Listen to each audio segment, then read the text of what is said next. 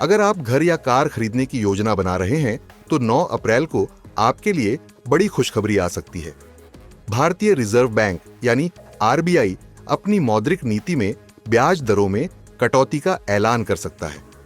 फरवरी 2025 में आरबीआई ने repo rate में 25 बेसिस पॉइंट्स की कटौती की थी, जिससे यह 6.5% से घटकर 6.25% पर आ गया था।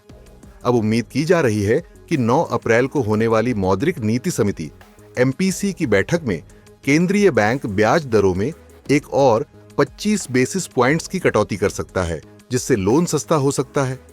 हाल ही में आए महंगाई के आंकड़े ये संकेत दे रहे हैं कि महंगाई पर काबू पा लिया गया है।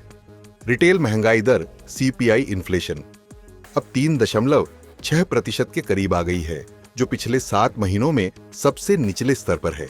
खासकर सब्जियों की कीमतों में भारी गिरावट के चलते फूड इन्फ्लेशन भी कम हुआ है। ऐसे में आरबीआई के लिए अपने 4% के महंगाई लक्ष्य को हासिल करना अब कोई मुश्किल काम नहीं रह गया है। हालांकि दूसरी ओर भारत की आर्थिक विकास दर इकोनॉमिक ग्रोथ अब भी सुस्त बनी हुई है। वित्त वर्ष 2025 की तीसरी तिमाही में जीडीपी ग्रोथ 6.2% रही, जो पिछले वर्ष की तुलना में कम मानी जा रही है। ग्लोबल अर्थव्यवस्था में अनिश्चितता, अमेरिकी राष्ट्रपति डोनाल्ड ट्रंप के नए ट्रेड टैरिफ और भू राजनीतिक तनाव जैसी चुनौतियों के चलते भारतीय अर्थव्यवस्था पर दबाव बना हुआ है। ऐसे में आरबीआई के लिए सिर्फ महंगाई पर काबू पाना ही प्राथमिकता नहीं रह गया है, बल्कि आर्थिक विकास को गति देना भी जरूरी हो गया है। फरवरी में ब्याज दरों में कटौती करने के बाद ऐसा माना जा रहा है कि आरबीआई इस सिलसिले को आगे बढ़ाएगा और अप्रैल की बैठक में रेपो रेट में फिर से कटौती कर सकता है।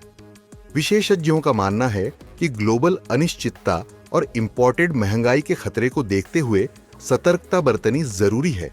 लेकिन जब घरेलू महंगाई नियंत्रण में है तो असली चिंता सुस्त आर्थिक विकास को लेकर होनी चाहिए। ब्याज दरें कम होने से बैंकों के लोन सस्ते हो जाएंगे, जिससे रियल एस्टेट, ऑटोमोबाइल और मैन्युफैक्चरिंग सेक्टर को फायदा मिलेगा। साथ ही उपभोक्ता खर्च बढ़ेगा और कंपनियों को नए निवेश के लिए पूंजी जुटाने में आसानी होगी। मौजूदा समय में सिस्टम में लिक्विडिटी की कमी बनी हुई है, जिससे कंपनियों को निवेश बढ़ाने के लिए पर्याप्त फंड नहीं मिल पा रहे हैं। आरबीआई की सख्त मौद्रिक नीति के कारण लिक्विडिटी प्रभावित हुई है, इसलिए अब इसे नरम करने की जरूरत है।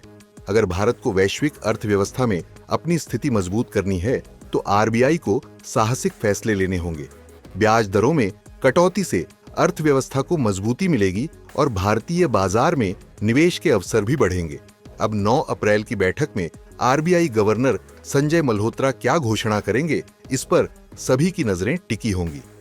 तो दोस्तों, क्या आपको लगता है कि आरबीआई ब्याज दरों में कटौती करेगा?